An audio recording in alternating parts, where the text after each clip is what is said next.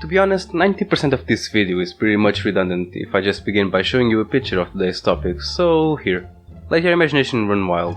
But if you do decide to stick around, I can probably tell you why these freakish hellspawns are way worse than whatever nightmarish concussion you could ever come up with. I invite you to first explore the life cycle of the Kruthik with me. We begin with the birth of a Kruthik.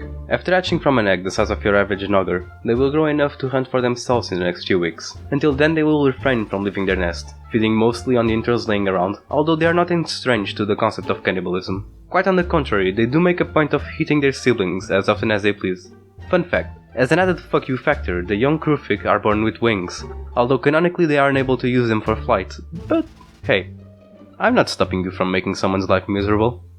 It will take a young Kruthik, an healthy diet comprised of whatever unfortunate souls cross its path for the next 6 months of its life, to reach full maturity, being that their full lifespan can reach up to 7 very fulfilling years of digging and ripping most living things it sees to shreds.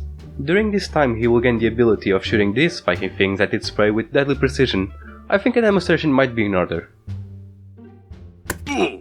There is one less form that a Kruthik can take, and that is turning into a Kruthik Hive Lord. Every hive of our spiky boys has one of these prancing around, and when they die, one of two things happens. The hive goes on a field trip looking for another Hive Lord, or the biggest baddest Kruthik in the current hive takes the wheel, going through yet another evolution. After making a cocoon and taking a little me time, it wakes up after several weeks with a boost to its intelligence, enough to beat any barbarian in your party in a game of chess, and the added ability of literally spitting acid. It then chooses the biggest room of the lair for itself along with some bodyguards. As you can probably gather, this type of fuckery doesn't just sprout out of nowhere.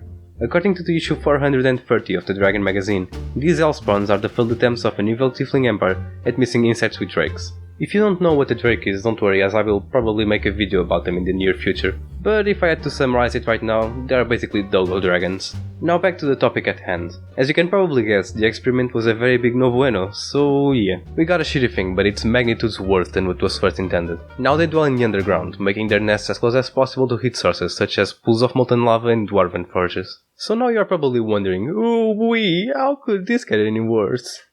Well, I may have seemingly forgotten to mention that Kruthiks have a tremor sense, up to a distance of 60 feet, which they use extensively when communicating the positions of any intruders in their home. Yep, in a way, it speaks.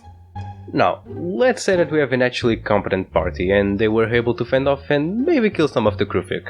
In the case of a stud intruder entering their lair and not being an all-you-can-eat buffet for our friendly hands, the smell of their dead comrades will alert the rest of the hive, so they will employ strategical retreats and attacks. Yep.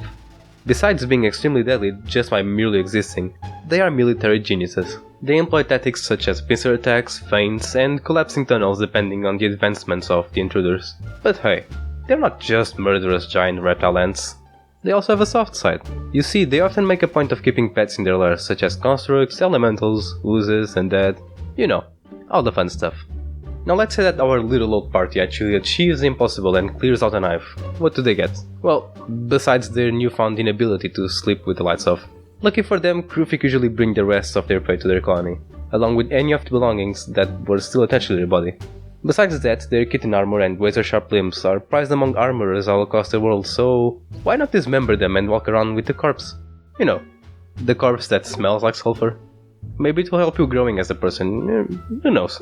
For the DMs watching this video, let's face it, if you're watching a video about a monster, you're a DM. Sad, isn't it? An existence where you bring fun to others without asking anything in return. Yet, you yearn for the sweet loving warmth of a table where you get to be a player.